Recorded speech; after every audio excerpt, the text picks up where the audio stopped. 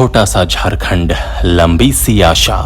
5 महीने में ही हेमंत सोरेन ने जमा दिया अपना सिक्का, साबित कर दिखाया कि झारखंड ही उनके लिए सब कुछ है। नमस्कार, आजाद सिपाही विशेष में आपका स्वागत है। मैं हूं राकेश सिंह। झारखंड के 11वें मुख्यमंत्री हेमंत सोरेन को देश के 50 सर्वाधिक प्रभावशाली व्यक्तियों में 12वां स्थान दिया गया है।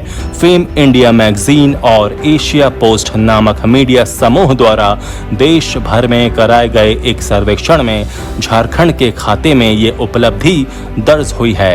हेमंत सोरेन और झारखंड के लिए ये इस मायने में बड़ी महत्वपूर्ण उपलब्धि है क्योंकि इस युवा ने महज 5 महीने पहले ही राज्य की कमान संभाली है। ये उपलब्धि झारखंड के लिए इसलिए और भी अधिक महत्वपूर्ण हो जाती है क्योंकि उनसे ऊपर केवल 3 राज्यों के मुख्यमंत्री ही हैं। बाकी सभी राष्ट्रीय और अंतर्राष्ट्रीय स्तर की हस्तियां हैं और ये तीनों मुख्यमंत्री लंबे समय से अपने राज्यों में सरकार चला रहे हैं। हेमंत सोरेन ने बीते 5 महीनों के दौरान अपनी कार्यशैली और अपनी राजनीति की अलग छाप छोड़ी है। उनकी सबसे बड़ी खासियत जो सामने आई है वो है राजनीति और शासन को अलग अलग रखना। झारखंड के लिए ये एक नई चीज है। हेमंत ने अब तक जो भी काम किया है उसमें कहीं किसी को कोई खोट नजर नहीं आया है। यहाँ तक कि विपक्ष के पास भी आलोचना का कोई मुद्दा नहीं बचा है। दूसरी तरफ अलग तरह की राजनीति के जरिए हेमंत अपने गठबंधन धर्म का भी बखूबी निर्वाह कर रहे हैं और अपने सहयोगियों को शिकायत का कोई मौका अब तक उन्होंने नहीं दिया है।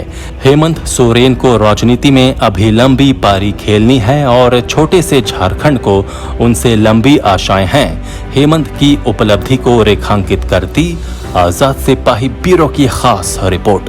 आज से करीब 5 महीने पहले 29 दिसंबर को रांची के मोरहाबादी मैदान में जिस समय हेमंत सोरेन झारखंड की कमान संभाल रहे थे, लोग उनकी तरफ बेहद उम्मीद भरी निगाहों से देख रहे थे। झारखंड की 3.25 करोड़ जनता को महसूस हो रहा था कि अबुआ राज का उनका सपना पूरा हो गया है और अब उनका दुख दर्द दूर होगा। आज 5 महीने बाद जब देश के एक प्रतिष्ठित मीडिया समूह द्वारा कराए गए सर्वेक्षण में हेमंत सोरेन को देश के सर्वाधिक प्रभावशाली व्यक्तियों की सूची में 12वां स्थान मिला है, तब लोगों को लगने लगा है कि उनकी उम्मीदों को पूरा करने का मादा केवल इसी युवा राजनेता में है। हेमंत सोरेन ने अपने कार्यकाल के पहले दिन से ही जिस अंदाज में काम शुरू किया उससे साफ हो गया था कि वो एक नई लकीर खींचने वाले हैं। चाहे मिलने वालों से फूलों के गुलदस्ते की जगह किताबें भेंट करने का आग्रह हो या अंग्रेजों द्वारा स्थापित जूते पहनकर गार्ड ऑफ ऑनर लेने की परंपरा को तोड़ने का सवाल हो, हेमंत ने वो कर दिखाया जिसके बारे में किसी ने सोचा भी नहीं था। इतना ही नहीं, 1 महीने तक उन्होंने अपनी कैबिनेट का विस्तार नहीं किया क्योंकि वो गठबंधन के हर छेद को पूरी तरह सील करने की हिम्मत दिखाना चाहते थे। शिबू सोरेन के विराट व्यक्तित्व के आगे अपनी छवि कढ़ना हेमंत सोरेन के लिए आसान नहीं था, लेकिन उन्होंने अपने पिता की विरासत को बखूबी संभाला है। झारखंड का कोई भी व्यक्ति अब सीधे मुख्यमंत्री से बिना किसी बाधा के संपर्क कर सकता है। ये परिपाटी शुरू कर हेमंत ने साफ कर दिया कि वो लोगों के प्रति कितने संवेदनशील हैं।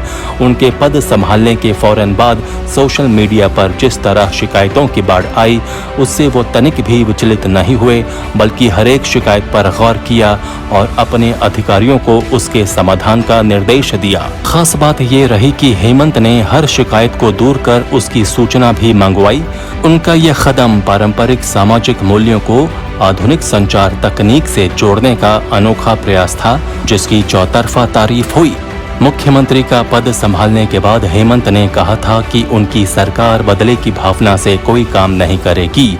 लोगों ने इसे घिसा पिटा पुराना राग बताया, लेकिन हेमंत ने अब तक जो कुछ भी किया है उससे उनकी बात सही प्रमाणित होती है। सत्ता संभालने के 4 महीने बाद तक उन्होंने प्रशासनिक ढांचे में कोई परिवर्तन नहीं किया। यहाँ तक कि आज भी जिलों का प्रशासन वही अधिकारी संभाल रहे हैं जो पहले की सरकार के कार्यकाल में तैनात तैनात किए गए थे। किसी भी सरकार के लिए कार्यपालिका बेहद महत्वपूर्ण होती है और ऐसा देखा जाता है कि नई सरकार के आते ही धड़ाधड़ तबादले होते हैं, लेकिन हेमंत सोरेन की सरकार में अब तक ऐसा नहीं हुआ है और वही प्रशासन सरकार की योजनाओं को पूरी शिद्दत से धरातल पर उतार रहा है। हेमंत सोरेन ने इन 5 महीनों में एक और नई चीज दुनिया के सामने रखी है, वो है उनकी साफ गोई। वो अपनी हर बात पूरी ईमानदारी और साफ स्पष्ट शब्दों में लोगों के सामने रखते हैं, इसलिए उनके बयानों पर कोई टीका टिप्पणी नहीं की जा रही।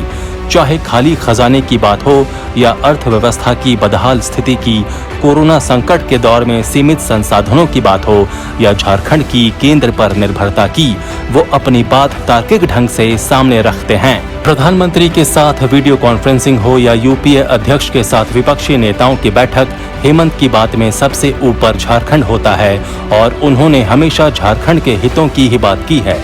उन्हें ये कहने में भी कोई संकोच नहीं हुआ कि झारखंड की 90% निर्भरता केंद्र पर है और कोरोना संकट के दौर में इतनी बड़ी संख्या में प्रवासी मजदूरों को वापस लाना अकेले राज्य सरकार के बूते नहीं है। हेमंत सोरेन की इसी साफगोई और शासन चलाने का उनका अंदाज उन्हें जन नायक बनाता है।